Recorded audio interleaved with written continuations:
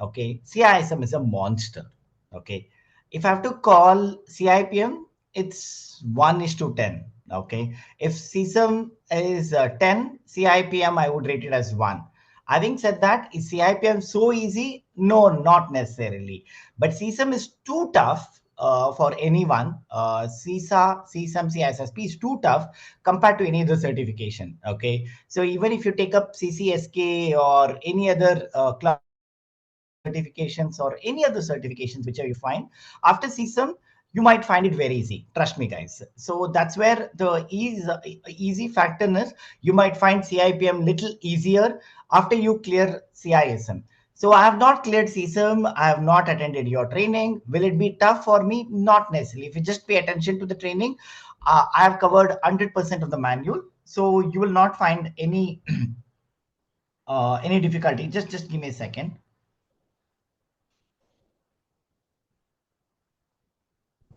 Somebody is not able to join. Just give me a second.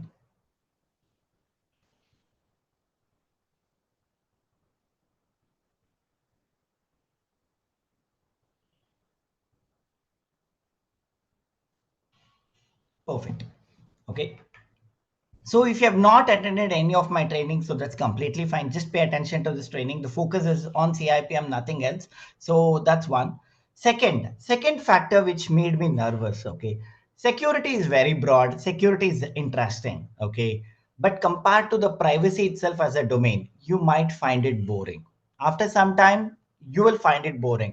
The entire privacy domain is about protection of personal information. So security is not that. Security is very broad, very big. You have a lot of things to do. So you might not get bored in security, but privacy, not just EIPM, the privacy domain itself is little boring, I would say. After some time, even if you're working in privacy, Kavita would acknowledge she has been working in it. She would tell that how security and privacy are completely so different when it comes to being a professional. So I'm not stopping you to become a privacy professional, but I'm just setting the expectation. Do not be fancy about the privacy domain. Wow, it's going to be very interesting. It's going to be little boring, the privacy domain.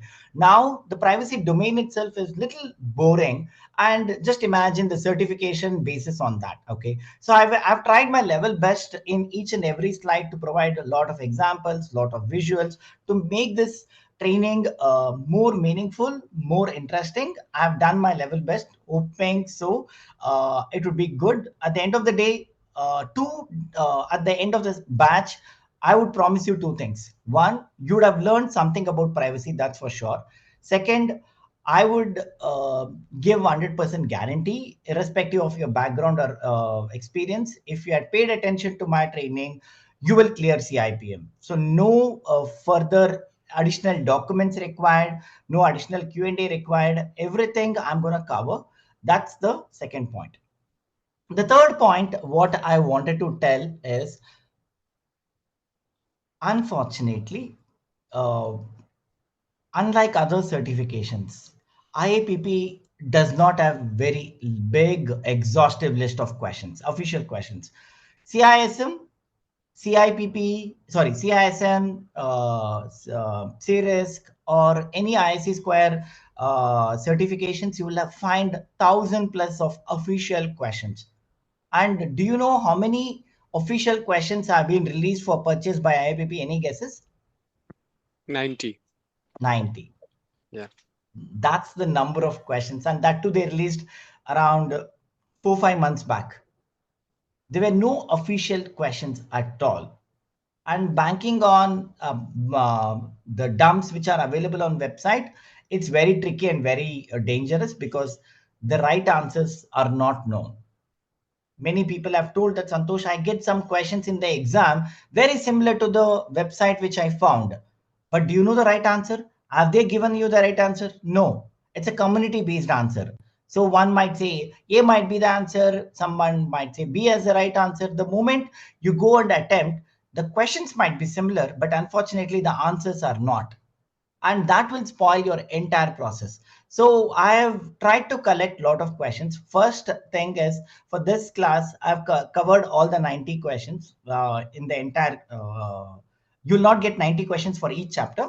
what I've done is I've split the 90 questions into 10 chapters. Wherever the questions are relevant, I've put it over there.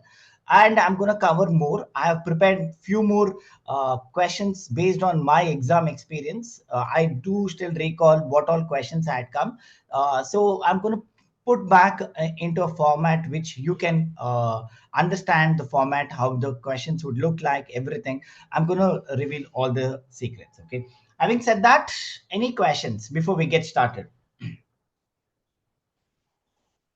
Santosh Venkat here. So just wanted to, on a high level, understand, we have some three versions, right? CIPM, CIPT, and Yes, I'm CIPP. going to cover that. Next slide. Oh, okay. Thank you. Okay, let's get started. So about IAPP. It's International Association for Privacy Professionals. It's a non-profit for organization for privacy community. Okay, it was founded in 2000. This is something and a new kid in the certification bodies like ISACA and IC squares have been IC square have been pioneers in that, and but within a short span, IAPP made a very big impact. And for privacy means there are a lot of certifications coming from many certification bodies. Even ISACA released CDPSC, but they were not successful. But certifications coming from IAPP with respect to privacy have a lot of respect across the globe, especially in Europe. So IAPP have come up with very good syllabus with respect to privacy, and currently they have around 50,000 active members, and their goal is to make privacy accessible and support professionals in privacy. Okay. So what all certifications are there under IAPP? Okay. So there are three certifications. One is CIPP, the second is CIPM, the third is CIPT. And they are releasing one more certification on artificial governance also. Okay. I'm talking about the major ones. Okay. So CIPP is more about Certified Information Privacy Professional, which is something very much concentrated on the laws. So if you're looking at European country, then if you're working in Europe and if you're very much keen to understand how GDPR works, so CIPP is purely based on GDPR. So they talk all the 49 articles of GDPR, the total 99 articles in GDPR, but pretty much 50 articles are what you might be implementing in an organization. So they talk completely about GDPR in CIPPE, which is Europe. And if you are based out of Canada, you can look at CIPPC. And if you're based out of Asia, then you can look at CIPPA. And if you're working for US, then you can look at CIPP US. So these CIPP certifications pretty much focus on the location specific laws. Okay. So it talks about what of privacy. Next is CIPM. How of privacy? How do you implement privacy in your organization? This is neutral. Okay, we are not focusing on, or we are not giving any prominence to any laws or regulations. We are talking tomorrow. If you get appointed as a DPO or a privacy manager, suddenly you get an offer to join a startup and they tell that, okay, Santosh, let's get started with privacy implementation. Can you help us implement privacy? The government has asked us to implement privacy in our organization. How do you do it? That's where CIPM will come to your rescue. It talks about how you need to implement privacy in your entire organization. And CIPT is something focused on technology, how you build privacy using technology. So of all these, the top certification in IAPP is CIPP-E, okay, which is very much focused on Europe.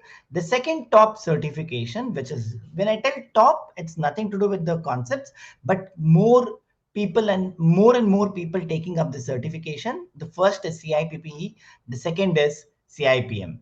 And CIPPA, CIPPC, and CIPT and CIPP US, very less members opt for it. Okay, so that's about a quick introduction about the IAPP certification programs. Any questions from this particular slide?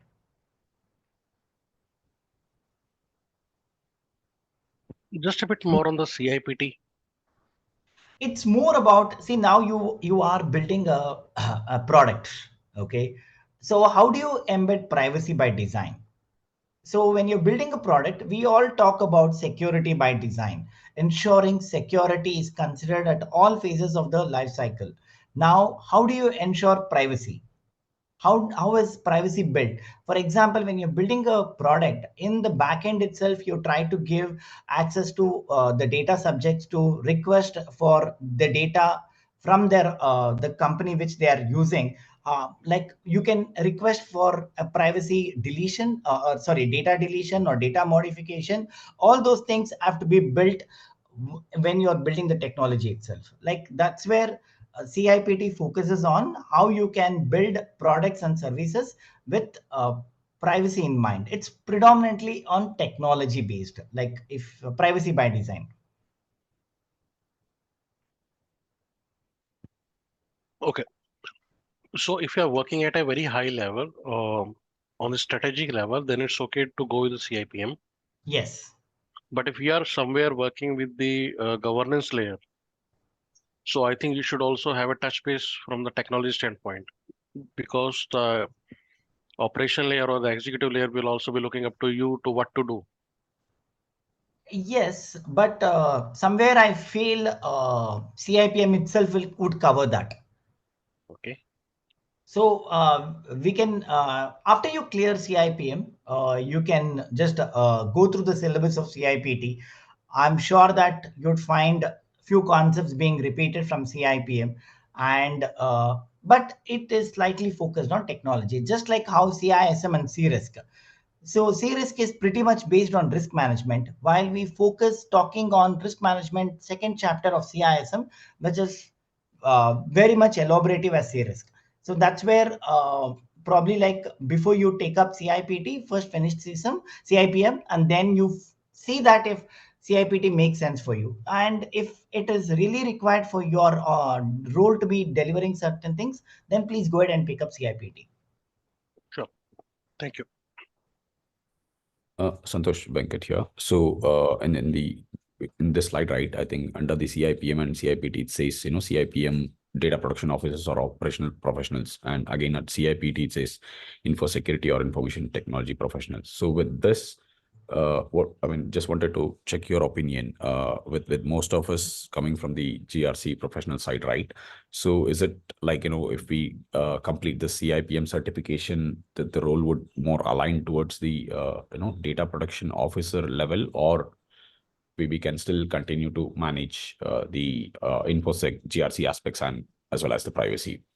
You can do it. It's up to you. So the CIPM, if you become a privacy manager or VP privacy or a DPO, okay. Mhm. So what are your roles? How do you run as a privacy program in your organization? That's what CIPM focuses on. Mhm. CIPT is more at an individual level. If you are a developer, how do you embed privacy into that? Somebody is not on mute. Can you go on mute if you're not talking? Who is that? I'm sorry, I'm sharing my screen. I'm not able to see that. Steve, I think. Steve. Steve, can you go on mute, please? Hello, Steve, can you go on mute?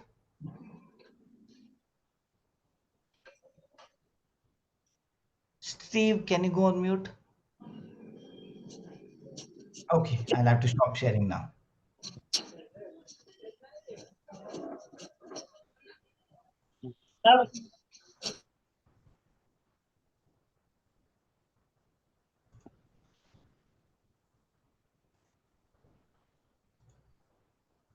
Okay, I'm resharing my screen back. I'm hoping it's visible now.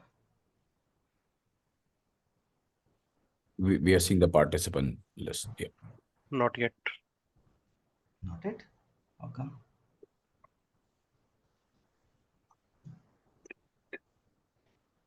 Yeah, we can. Perfect. Okay, so can we move to the next slide? Yes. Okay, perfect. Suppose if you clear CIPM And tomorrow, as someone rightly prompted, what if I want to look at technology aspects also? If you pick up another certification, then and you clear that, you would be awarded FIP, which is one of the highest designation under IAPP. Very simple. If you clear two certifications under IAPP, you would be awarded as FIP. It's called Fellow of Information Privacy, which very few of them are holding this. It's as simple as that. You need to earn two certifications from IAPP only, not that you can do it from ISACA or IC Square. And you need to document 3 years of experience in privacy and provide names of three peers who can acknowledge that you have privacy experience. And you need to complete the FIP application form. So it's nothing to do with recertification of FIP. It's just that if you maintain the credentials of your IAPP certifications, whichever you have cleared to, your FIP remains active.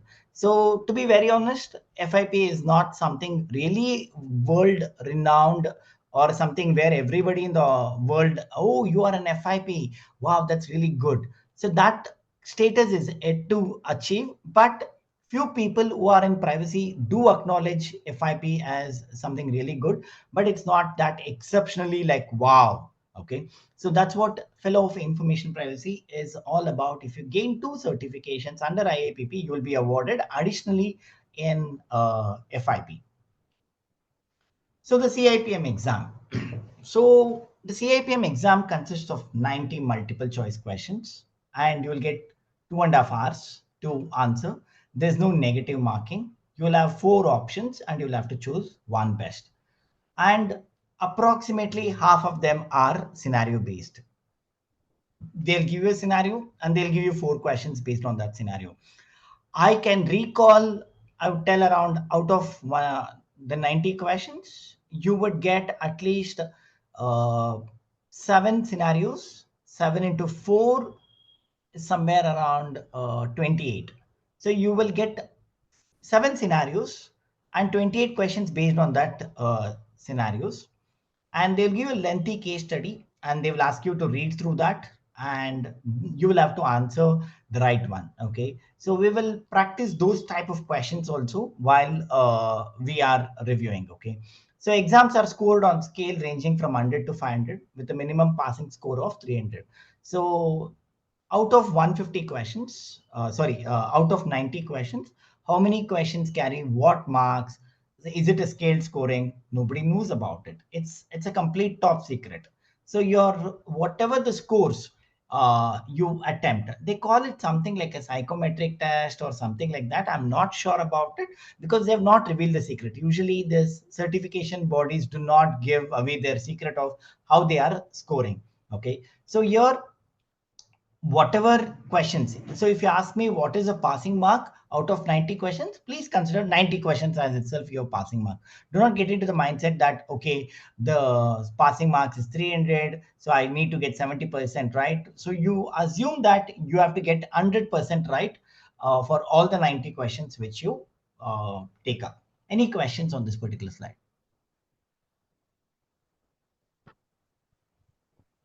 All good. Santosh, I have a Yeah. question. Yeah, No, not Krishna. on this slide, but do you have any Isaka and other thing? Do you have the most best? No, in the questions that appears, right? They ask, right? The Yeah, key. yeah, very similar to that only. Okay, Yes. okay, okay. Very similar. All certification exams are very much similar to that only. Santosh, is there any difference in terms of whether you can flag the question, can come back to the question later and review the question before you submit it? Or is it like once you have already attempted, you cannot come back and review the questions? Okay. So here I'm going to cover that, but quickly I'll address that. In ISC Square certifications, you cannot go back to the previous question. In ISACA, you can go to any question any number of times and change it until you click on submit button. In IAPP, it's different. It's slightly different. They have divided into two parts. 90 questions would be divided into two parts, which I'm going to cover. Okay, just hold on for one more minute. I'm going to cover that in a slide. I have a dedicated slide for that. Sure. I remember that. Yeah. So no, whether this exam can be taken online from home or is it from the center only? Both. You can do it from both. Both. Okay. So purchasing an exam, so you will have to pay $550 from the IAPP website. And if you do not clear, unfortunately, you have a retake discount. You can buy it at $375. So once you buy it, you need to schedule the exam within 1 year from the date of purchase. And there are two modes. One, you can schedule it from the PSN, or you can take it from home. My strong suggestion, please go to a testing center. Do not take it from home. I took it from testing center. It was flawless. I just went in and I took the exam and I came out with peace of mind. So do not even think about taking the exam from home. So just go ahead with the PSN. I don't know if they have removed it or they still have that option of taking the exam from home. But PSN, it's there. It's pretty simple.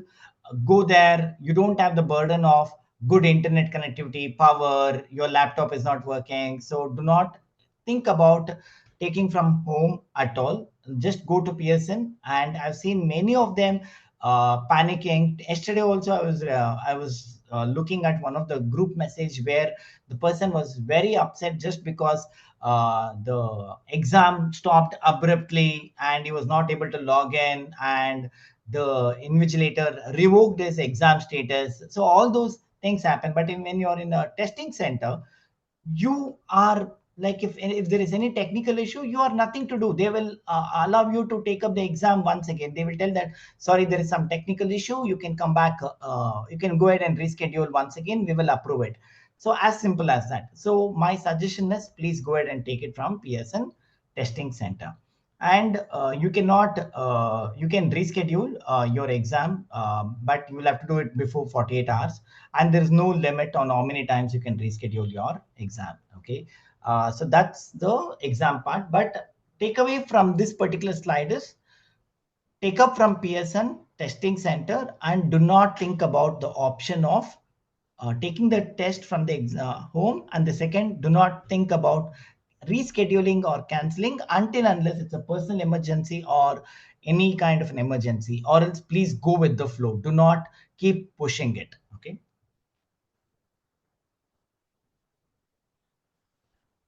So once you clear the CIPM, what is the steps? You will have to do two things. You will have to pay maintenance fee, and you will have to earn and document CPs. So failure to earn CPs or failure to pay maintenance fees, or if there is ethics violation, you're going to lose the CIPM certification. They have two options. They have provided two options. One, you can pay maintenance fee of $250 for 2 years, or get a membership for 1 year by paying $275, which includes a lot of discounts, networking, some books. IAPP is one of those websites where I found, which is compared to IC Square and ISACA, membership is more beneficial. I find lot of documents provided to their members for free of cost. Very good information, like there are GDPR toolkits and privacy toolkits, privacy trackers, so much of, they have a dedicated research team. So whenever there is some privacy requirement, I go to IAPP. I was a member. Now my membership got revoked. I was a member and I used to download a lot of documents from IAPP. So like that way, IAPP resources are really good. And if you want to become a member, you need to pay 275, which includes your maintenance fee. But if you tell no membership required, just pay maintenance fee of $250, which carry for 2 years. Any questions on this slide? But fees, if you purchase, then it will be having maintenance fee of only 1 year, or it will be of 2 years? So when you buy the exam voucher, or once you clear the exam? I'm saying that if I clear the exam and I take membership, you're saying that in membership fees, the maintenance fees is included. Yes, But yes, yes. Only for 1 year. membership fees is of 1 year only. But the maintenance Correct. fees, if you pay 250, it will be valid for 2 years. Correct. That's right. Oh, so so paying maintenance fees directly makes more sense if you wish to keep. Huh? Yes, If you're not fancy about membership or resources, oh, I don't have time to go through that, then you can just pay maintenance fee for 2 years and be peaceful. So So- Santosh, for this exam, should we take membership or should we go directly with the There's no fees? benefit of taking a membership. That's what I found. It's $550, irrespective of being a member or not. Oh, okay, okay. And then no vouchers or something like that, I guess, right? No. Yeah, I believe for CISM and for other certification, if you take membership, there's a discount in the fees. Yes. So what Okay. is the CP maintenance for this? Yearly? Yearly, I think it's around 20 or 40. I forgot that number. Let me check and get back to you. Okay, okay. It should be either 20 or 40 per year. Only related to privacy or it Yeah, can yeah, be yeah. Only okay. related to privacy. Okay. So Santosh, Anything. like It can be CISM, can we take exam within 5 years of clearing, like certification within 5 years of clearing the exam, or we have to take on the first year itself? you need to take it in the first year itself, I guess. Okay. See, IAPP has not given all these details very clearly on the website within how many years you need to take up. But ideally, I would expect compared to CISM where they very clearly mentioned 5 years, here, I think it's 1 year. Within 1 year, you need to apply for it. Okay. So Santosh, any prerequisite criteria in terms of relative experience or anything like that?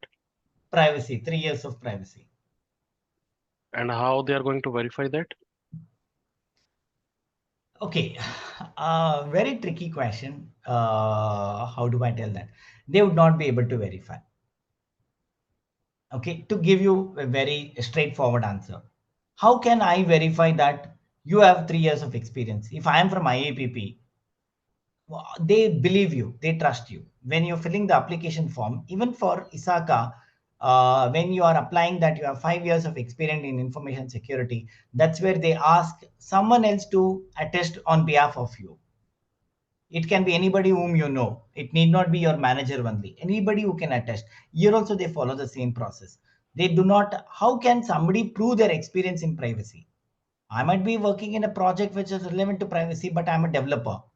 But my designation will be developer, and my role is to develop. But I have a fair understanding about privacy by design. How will I showcase that? So that's where it is pretty difficult for anybody from IAPP or any certification body to verify. They trust you blindly, saying that if you tell 3 years, and if somebody else also, 3 members also acknowledge that you have 3 years, they go with it. Cool. I've not seen somebody getting a call saying that, okay, you have demonstrated, you have told that 3 years of experience you have in privacy, now come for an interview or prove your credentials for 3 years. I have not seen anybody getting audited like that. So something like just a query here, Santosh. So if I'm clearing the CIPM and no, I'm gaining experience. Like I got 2 years of experience in privacy.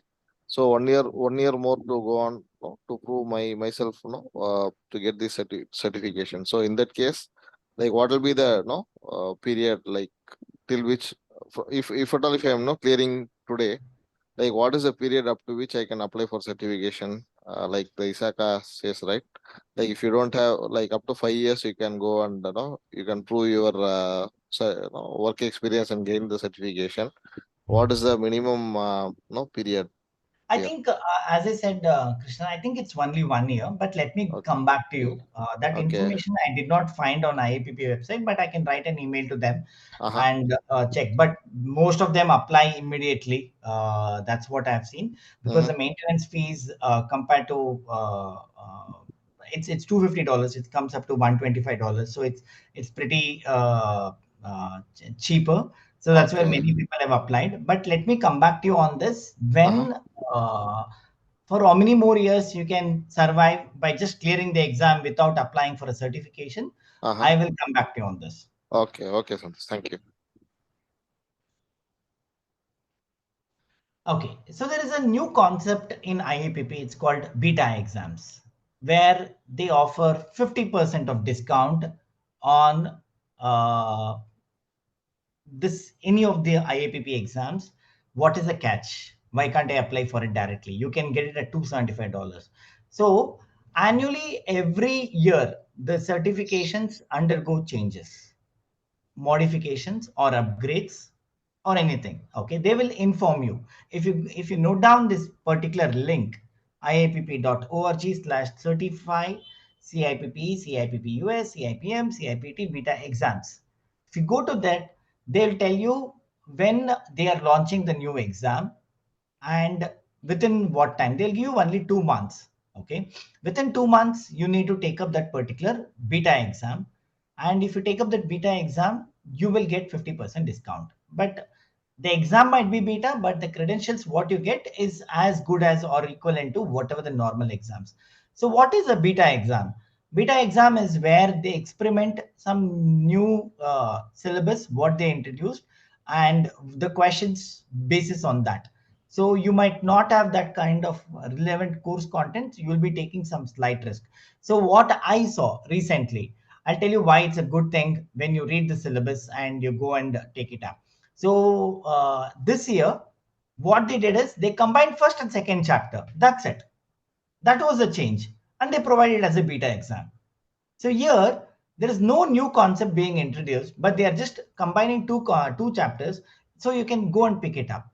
If they tell that no, we have brought AI now into the syllabus, so you don't want to take a risk, you can go for the normal exam by paying $550, because here you're going to pick up questions which nobody has attended. Here you're going to pick up content which nobody has seen it. So that's where beta exams are.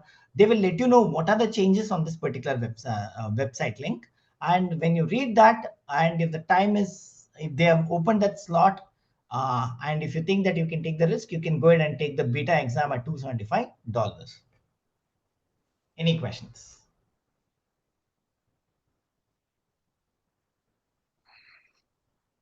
Okay. Does it include training material as well? No, I don't think so. No, it's only the exam.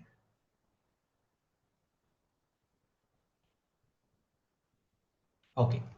So you have on the exam day, okay, you can take 15 minutes break, and the exam is split into two parts, first half and second half. First half is 45 questions and second half is another 45 questions. And you can do two things. One, finish your first half and take a 15 minutes break and start the second half. Or you can skip the break and you can continue the exam. But the catch over here is once you complete the first half, you cannot go back to those 45 questions. So you get a submit button at the 45 questions, at the end of 45 questions. But before that, you can go to any question any number of times. But once you click on submit, you cannot go back and change any of those questions in the first half of the 45 questions. Again, second half of the exam would begin with remaining 45 questions. So this is something which is new in IAPP. Any questions for you? What is the total allotted duration of the exam? 2.5 hours. Okay. So I took a break. sorry. I took a break of 5 minutes. I finished my first half.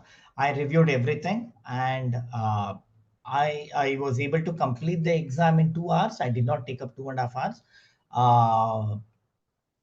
You can So take. this 15-minute break is part of 2.5 hours, or it's Yeah, just like they'll not stop. Yeah. okay. And this break can be taken exactly at 45th question, is it? Like, Yes. You cannot take a break at a 60 different or 70 questions kind of a thing. Okay. No. Uh-huh. Okay, thank you.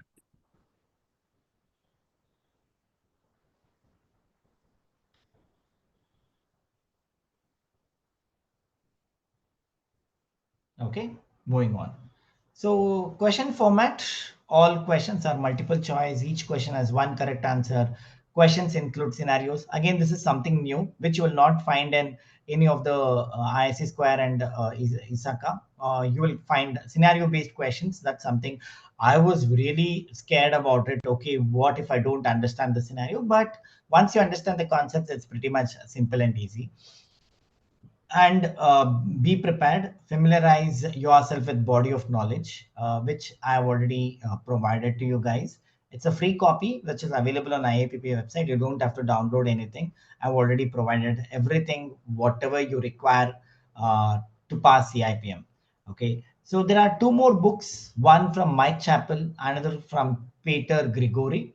I referred both the books and I did not find anything new. In fact, it was more complicated than the official manual. So I did not pick up any of those relevant topics. I went through the entire both the books. So my suggestion is you don't have to buy any additional books apart from the manual. But if you think that no, I have to still study more, you can go and refer these two books, the Mike Chappell one and but I found manual itself to be better when it compared to these two books, the Peter Grigori. Okay, and most of the questions you will end up in choosing two wrong answers. You can eliminate them, and you will be stuck with two more answers which are very close. So you will have to use your logic, knowledge, and intuition to choose the best one. Don't be distracted by minor errors in the question wording. So just focus on the reading the question. The good thing is it's not as tough for people who have cleared CSAM. It's not going to be as complicated or as twisted as ISACA questions. The questions are simple and straightforward. You just have to know the logic and the knowledge. You don't have to worry about the English. It's pretty simple and straightforward questions for you. But the point over here is scenario-based questions are there, which is not found in other certifications. So scoring, each question is worth 1 point, no penalty for incorrect answers. A score of 300 and above is considered as passing. And out of 90 questions, only 75 questions would be scored. Which are those 75 questions? We don't know. So there will be 15 questions which will not account for your exam, and you don't have to worry about it. As I said, that is for their analysis, and they will introduce new questions and they will not account for your passing. Those 15 questions might be something a beta questions or new questions, but you will be scored against 75 questions only. But when you attempt the exam, you'll get 90 questions. Out of 90 questions, which one of them are scored and which is not scored, you'll not know. As I said, keep 90 questions as your passing marks and try to make use of the complete 2.5 hours completely. Any questions on this?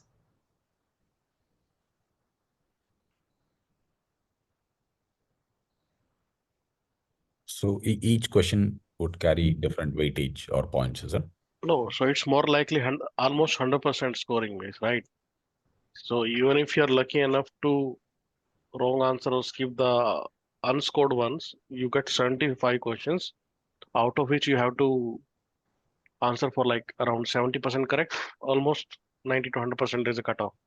Yeah, so it's slightly complicated when it comes to the scoring. That's where if you take yeah. the best case scenario, you skipped or wrong answered all the unscored questions. That's luck. How will you know which is unscored? Yeah, that is the best case scenario, I'm saying. Yeah. So to keep it simple, 90 questions, passing is 90. That's it. Let's not get into, okay, 70 or 60. We will assume that 90 questions, I'll get all the questions right. So questioning. So there are two types of questionings. One is facts, where you cannot dispute. When did we get independence? 1947. Nobody can dispute on that. That's fact-based questions. And who were the primary reasons for India's independence? That the answers might vary. Few might tell Mahatma Gandhiji, few might tell violence brought us the first level of independence. It provoked. So many people have their different views. So that's on factual knowledge. Okay. So one is fact-based. Nobody can dispute it. Another is factual. It might be right from your purview and it might be right from my purview. Okay. So the questions might be like this. But again, the golden thumb rule is to ensure that you follow the manual, everything will fall in place. Which of the following is a correct definition of privacy enhancing technology? That's a fact. It cannot be changed. So here, if you see, which of the following poses a greatest challenge for a European Union data controller? So greatest challenge for one data controller cannot be the same for another data controller. Okay, so here it depends on the answers, and you'll have to choose the right fit and the best fit at that point in time. So which of the following examples would constitute as a violation of territorial privacy? So that's something, it's a factual knowledge. Fact and factual are two different things. You'll get to know. I did not want to keep it so early because you have still not even gone through the concepts. I'll come back to this slide when we start solving certain questions. You'll get some idea. And let's move on. Do not get worried more about this particular slide until we start solving the questions. You'll not get to see what is this all about. I'm yet to cover the basics also. So moving on. Once you pass the CIPM exam, you will get the designation of CIPM like instantly. The good thing is, again, once you complete your exam, you would get the pass or fail results instantly once you step out of your desk. The moment you come to the reception, they would have printed the letter and they would tell you that you are pass or fail. That itself is a proof of letter which you can show to anybody in the organization that you have cleared one of the IAPP exam. So certification membership fee or maintenance fee or membership fee is not received by the time you pass the exam. The certification will not be awarded until the fee has been received. So you'll have to pay either one of them to get the certificate. And unfortunately, if you do not clear it, you will be given a complete detailed report, in what domain you did not do well and where you failed. I'm sure that nobody would see this second and third option. At least I can tell that. So all focus on the first one. And in unfortunate cases, if you had failed and if you want to retake, you'll have to wait for 7 days of cooling period and you'll have to pay $375 for the retake. But I'm sure that all of you would pass and we should not be worried about failed exams or retaking the exams. And I have given some links. You can take a screenshot if you're preparing for exam. There is some link. If you want to maintain your certification CPE, there is a link. And if you have any complaints or appeals I've collected from my IAPP website, you can note down these important links, which is very handy for you guys. Okay, moving on. Preparation. So how do you prepare for CIPM? As I said, your target date for CIPM should be within 1 week to 2 weeks from the last day of training. So why do we need to have 1 week? Are we going to solve any Q&A? No. Most of the questions, whatever available, which are official and which seems to be relevant, I'm going to cover every other question in the training itself. So there is no other question left out where you can go back and review and practice. Official questions itself is 90, which has already been incorporated. But beyond that, I'm going to add few more questions to make your conceptual knowledge being tested. So you'll not find any questions to practice. Post your training. What should I do post my training? You'll have to study the manual. If you go through the manual, which is Privacy Program Management, 3rd edition, which I've already provided in the CIPM kit. So if you go through that, you will be able to achieve that certification.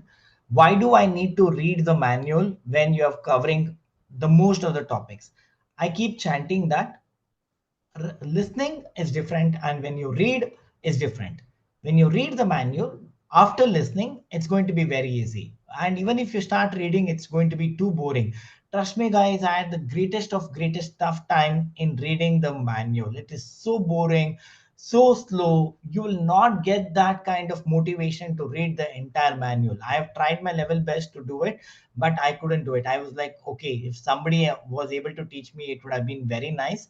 The manual is pretty simple language, but you don't get that kind of motivation when you're reading it for the first time. But after the training, the case is completely different. You know what are the topics and you know what are the important points. I do recall what are the important topics which you need to focus. And reading the manual after the training is pretty much going to be very beneficial and very easy. And that's what you need to use 1 week of time before you schedule your exam. So probably end date for our training would be 17th, and you should be planning to take up the CIPM exam within this month for sure. Okay, so it's not a rocket science. You can easily do it after the training. And also I have provided the body of knowledge and blueprint, how the each chapter index. Okay, what are the main topics which is going to be covered? Everything is provided to you in the CIPM kit. You need not go beyond and download anything. You can go through the body of knowledge. They keep they call it as BOK. It's like a Bible for them. It's not a manual. It's like an index of what are the topics which you need to focus on, what are the key topics which I will going to cover in the manual. That's what is there in the body of knowledge and exam blueprint. So these are the steps which you need to plan for your CIPM exam. Any questions?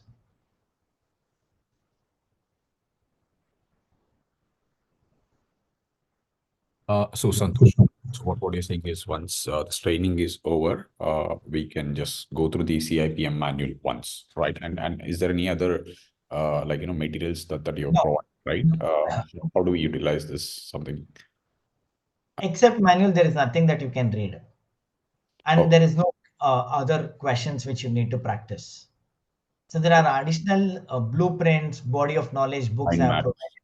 Yeah. Yeah, all those are supporting mind Oh. maps and everything. Uh-huh. But again, falls back, everything is manual only. Like manual, I've made some last minute notes which you can look at that. So Oh. all are manual only. There's nothing that you have to go beyond manual. Oh, okay. Thank you. So Santosh, how many hours of study you are thinking is enough? So you can complete, there are 10 chapters. You can complete each chapter probably in 2 hours. So total 20 hours.